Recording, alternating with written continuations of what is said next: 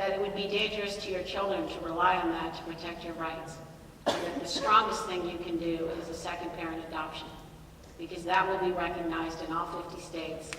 And also if you travel somewhere else, it's like the most, so if your real concern is how do you protect your children, that's the strongest way to do it. So, and probably a lawyer has already told you that. Except that, of course, in many states, second parent adoption is not possible for same-sex couples, and that's worth noting. It would be a lot easier than, see how, when we headlined the gay marriage issue, again, even the gay rights movement is not putting that situation as its most important priority, because the equality narrative is its most important priority, right? If you wanted to go and try to push for second parent adoption in a whole bunch of states, it would be a lot easier than pushing for gay marriage. So you mentioned the equality narrative. David Blankenhorn uses the phrase the equal dignity of homosexual love. Do you believe in that? I believe in the equal dignity of homosexual people, but I do not believe in it in the same way that David does, no. Okay, so I have a statement that I want to read that I'd like Maggie to respond to. So this is a statement put out by the Executive Board of the American Anthropological Association, and I bring this up because you spend a lot of time talking about the history of marriage cross-culturally, and so these are the people that, as experts, study other cultures. And here's their statement. The results of more than a century of anthropological research on households, kinship relationships, and families across cultures and through time provide no support whatsoever for the view that either civilization or viable social order depends upon marriage and as an exclusively heterosexual institution. Rather, anthropological research supports the conclusion that a vast array of family types, including families built upon same-sex partnerships, can contribute to stable and humane societies. That's their opinion.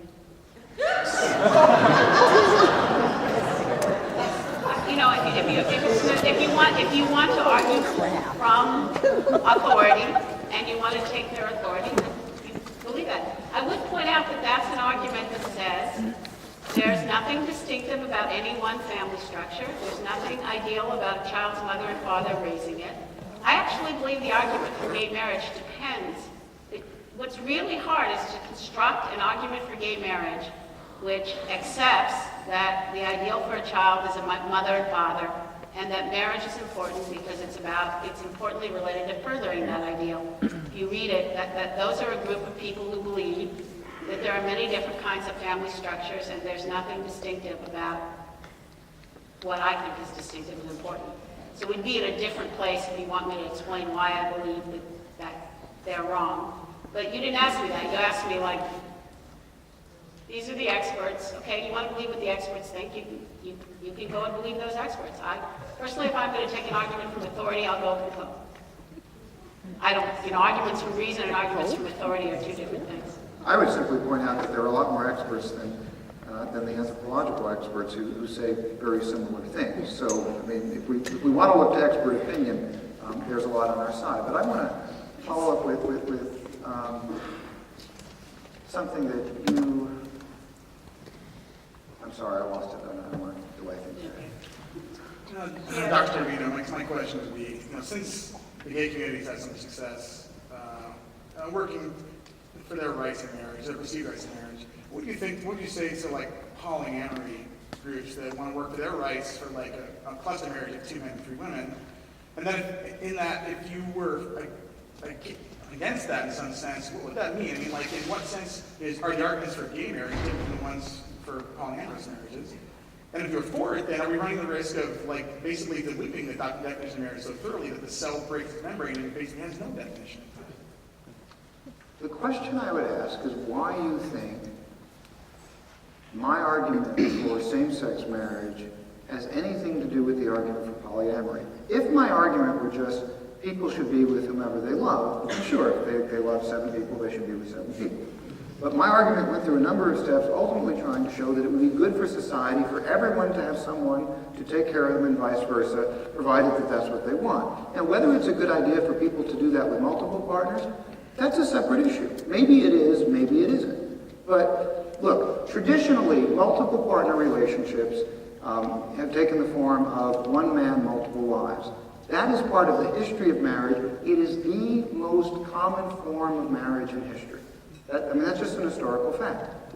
And yet I don't say to you, you support heterosexual marriage? Well, why not polygamy then? Because heterosexuals throughout history have supported polygamy.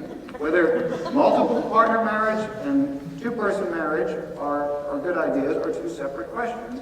And to try to glom that issue onto my issue, I just don't see the connection.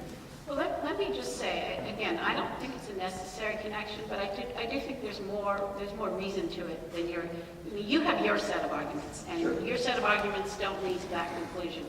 But there are other sets of arguments out there, including, if you take the one thing that, as you and I will agree, has been, in fact, if there is a defining feature of marriage, it's that it's been a sexual union of at least one man and one woman, as I said, right?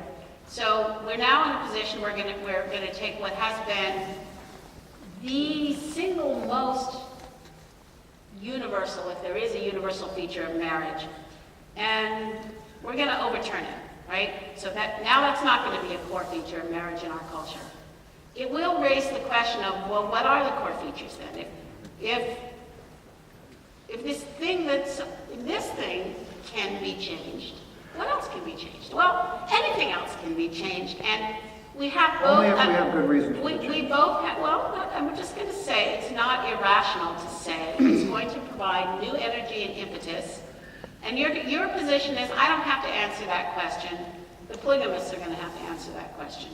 But for people who are concerned about the future direction of marriage, I'll just say it's not irrational to believe that we are now in a new way going to have to answer since we've changed the fundamental feature of marriage, we're going to have to answer the question. We have both an imported and a native tradition of polygamy, and it's going to have to be answered in a new way.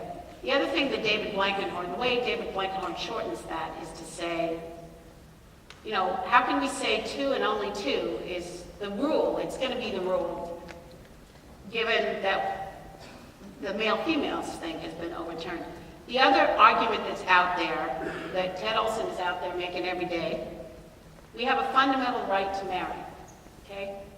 And that includes same-sex marriage. Well, if that's not the way you argue for it, but it's the way a lot of people argue about it, it's very hard to see why you have a fundamental right to same-sex marriage, but someone else, doesn't have a fundamental right to marry the person they love just because they happen to be married to someone else at the time. It's not that hard to see if you understand that fundamental right as a prima facie right that can be overridden by other factors.